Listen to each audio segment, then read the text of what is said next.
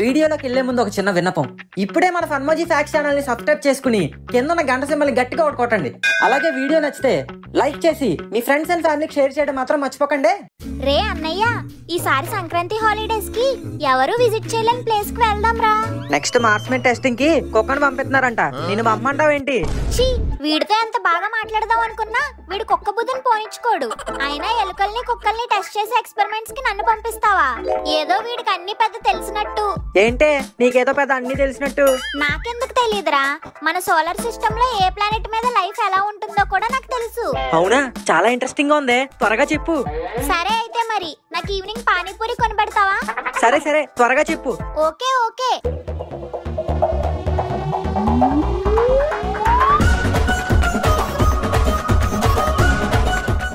అసలు మన భూమిపై కాకుండా వేరే ప్లానెట్స్ మీదకి వెళ్తే ఎంతకాలం బ్రతుకుతాం అండ్ ఒక్కొక్క ప్లానెట్ మీద లైఫ్ ఎలా ఉంటుంది, ఎక్స్పీరియన్స్ ఎలా ఉంటుంది, ఈ వీడియోలో చూసేద్దాం. మన సోలార్ సిస్టమ్ లో 8 ప్లానెట్స్ ఉన్నాయి. అఫ్ కోర్స్ ప్లూటోని కూడా ప్లానెట్ గా అనుకుంటే 9 ప్లానెట్స్ అవుతాయి. ఇన్ని ప్లానెట్స్ ఉన్నప్పటికీ మన ఎర్త్ పైన మాత్రమే జీవం ఉంది. ఎందుకంటే మన ఎర్త్ హ్యాబిటబుల్ జోన్ లో ఉంది కాబట్టి. ఒకవేళ మనం మన సోలార్ సిస్టమ్ పైన మిగతా గ్రహాలకు వెళ్తే అక్కడ లైఫ్ ఎక్స్పీరియన్స్ ఎలా ఉంటుందో చూద్దాం. మెర్క్యూరీ మన సోలార్ సిస్టమ్ లోనే మొదటి ప్లానెట్ అండ్ సూర్యుడికి అతి దగ్గరగా ఉన్న ప్లానెట్. ఒకవేళ దీని పైకి మనం వెళ్తే అక్కడ ల్యాండ్ అంతా రాయిగా ఉంటుంది. ఇక్కడ ఆకాశంలో సూర్యుడు మన ఎర్త్ మీద కంటే 3 రెట్లు పెద్దగా కనిపిస్తాడు. మెర్క్యూరీకి మూన్ లేదు, అట్మాస్ఫియర్ కూడా లేదు. అందుకే ఇక్కడ డే టైమ్ లో కూడా ఆకాశం బ్లాక్ గా కనిపిస్తుంది. ఆ చీకట్లో మన భూమి కంటే 3 రెట్లు పెద్దగా సూర్యుడు కనిపిస్తాడు. మెర్క్యూరీ మీద 1 డే పూర్తి అవ్వాలంటే 59 రోజులు పడుతుంది. ఎందుకంటే మెర్క్యూరీ తన చుట్టూ తను తిరగడానికి 59 డేస్ పడుతుంది. కానీ మన ఎర్త్ సన్ చుట్టూ తిరగడానికి 365 డేస్ పడితే మెర్క్యూరీ సన్ చుట్టూ తిరగడానికి 88 డేస్ మాత్రమే పడుతుంది. ఈ లెక్కన అక్కడ 88 డేస్ కి ఒక సంవత్సరం అయిపోతుంది. మనం ఇక్కడ 40 డిగ్రీస్ సెల్సియస్ కే ఫ్రై అయిపోతుంటే అక్కడ డే టైమ్ లో 430 డిగ్రీస్ సెల్సియస్ ఉంటుంది. ఇక నైట్ టైం అయితే ఒక్కసారిగా టెంపరేచర్స్ -170 డిగ్రీస్ సెల్సియస్ కి పడిపోతుంది. ఇక అక్కడ అట్మాస్ఫియర్ లో తక్కువ శాతం ఆక్సిజన్ తో హైడ్రోజన్ అండ్ సోడియం ఎక్కువ ఉండడం వల్ల అక్కడ స్పేస్ సూట్ లేకుండా వెళ్తే 2 మినిట్స్ మాత్రమే బ్రతకగలం. 2 మినిట్సేనా? Yes, Venus. నెక్స్ట్ మన సోలార్ సిస్టమ్ లో రెండవ గ్రహం వీనస్. శుక్రుడు వీనస్ మీద అడుగు పెట్టగలిగితే అక్కడ నేలంతా అగ్నిపర్వతాలతో నిండిపోయి ఉంటుంది. వీనస్ తన చుట్టూ తాను తిరగడానికి 243 డేస్ పడుతుంది. సూర్యుడి చుట్టూ తిరగడానికి 225 డేస్ పడుతుంది. వీనస్ మీద ఒక రోజు గడిచే లోపు ఒక సంవత్సరం గడిచిపోతుంది. ఎంతగా ఉంది? వీనస్ సూర్యుడి నుండి దూరంగా ఉన్నప్పటికీ అక్కడ డే టైమ్ లో మెర్క్యూరీ కంటే హీట్ ఉంటది. అంటే 470 డిగ్రీస్ సెల్సియస్. వామ్మో! ఎందుకంటే వీనస్ అట్మాస్ఫియర్ లో కార్బన్ చాలా ఎక్కువ ఉంటుంది. మన ఎర్త్ మీద కంటే 3000 టైమ్స్ ఎక్కువ. అండ్ అక్కడ ఆకాశంలో సూర్యుడు ఎప్పుడూ కనపడ్డు. ఎందుకంటే అక్కడ ఆకాశంలో అంతా ఎల్లో కలర్ లో ఉన్న దట్టమైన సల్ఫ్యూరిక్ యాసిడ్ మబ్బులు ఉండడం వల్ల అవి మొత్తం వీనస్ ని కప్పేశాయి. అందుకే అక్కడ సన్లైట్ పడదు. ఆ మబ్బులు సన్ రేస్ ని వీనస్ పై పడకుండా వెనక్కి రిఫ్లెక్ట్ చేస్తాయి. అందుకే మనకి ఈవినింగ్ ఆకాశంలో వీనస్ అంత బ్రైట్ గా కనిపిస్తుంది. అక్కడ అట్మాస్ఫియర్ లో ప్రెషర్ మన ఎర్త్ కంటే 100 రెట్లు ఎక్కువ ఉండడం వల్ల అక్కడ మనం 2 నుండి 3 సెకండ్లు మాత్రమే బ్రతకగలం. మన ఎర్త్ గురించి స్పెషల్ గా చెప్పుకోక్కర్లేదు. మన ఎర్త్ తన చుట్టూ తను తిరగడానికి 24 అవర్స్ పడుతుంది. సూర్యుడి చుట్టూ తిరగడానికి 365 డేస్ పడుతుంది. ఎర్త్ అట్మాస్ఫియర్ లో మనిషి 70 ఏళ్ళు బ్రతుకుతాడు. ఎర్త్ గురించి స్పెషల్ గా చెప్పక్కర్లేదు, నాకు ఎప్పుడో తెలుసు. నెక్స్ట్ ప్లానెట్ కి వెళ్ళిపోదాం. Okay, Mars.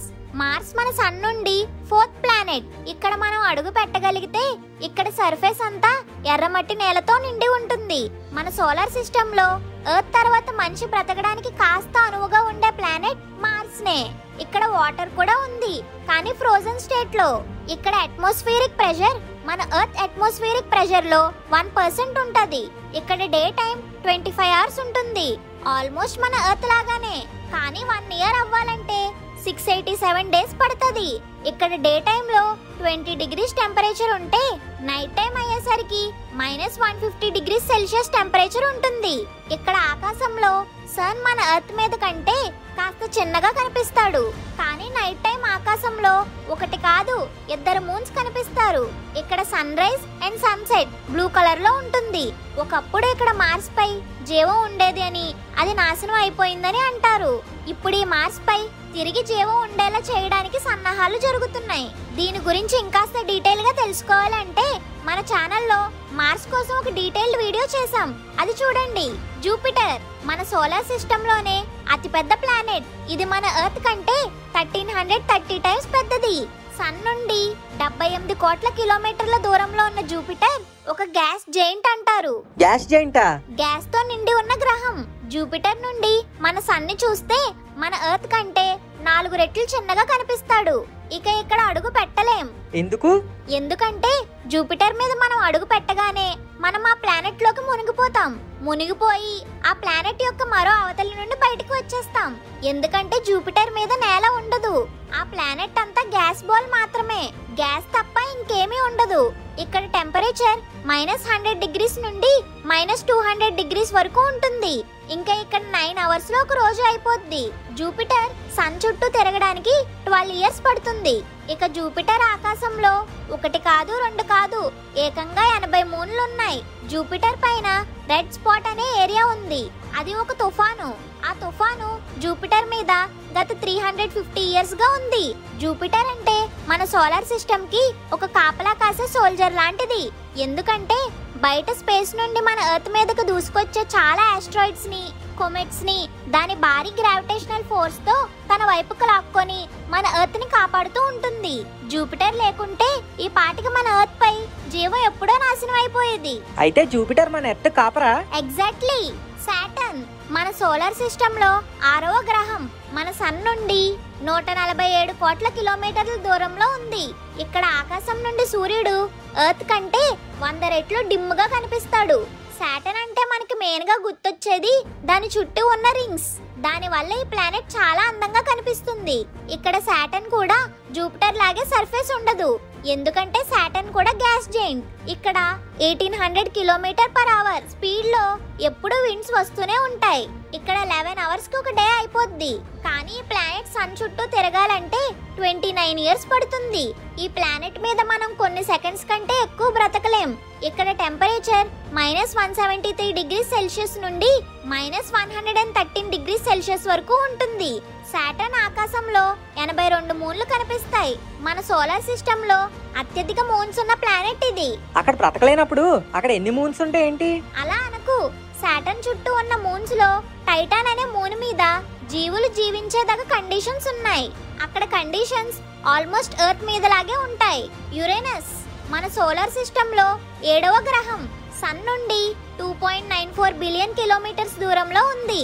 ఇది మన సోలార్ సిస్టమ్ లోనే అతి చల్లనైన ప్లానెట్. ఇది జూపిటర్, సాటర్న్ లాగా గ్యాస్ జైంట్ కాదు. మరి ఐస్ జైంట్. ఐస్ జైంటా? అవును. ఇది గ్యాసెస్, కొన్ని లిక్విడ్స్ అండ్ ఐస్ తో కూడిన గ్రహం. కానీ దీని మీద కూడా నించోలేం, లోపలికి పోతాం.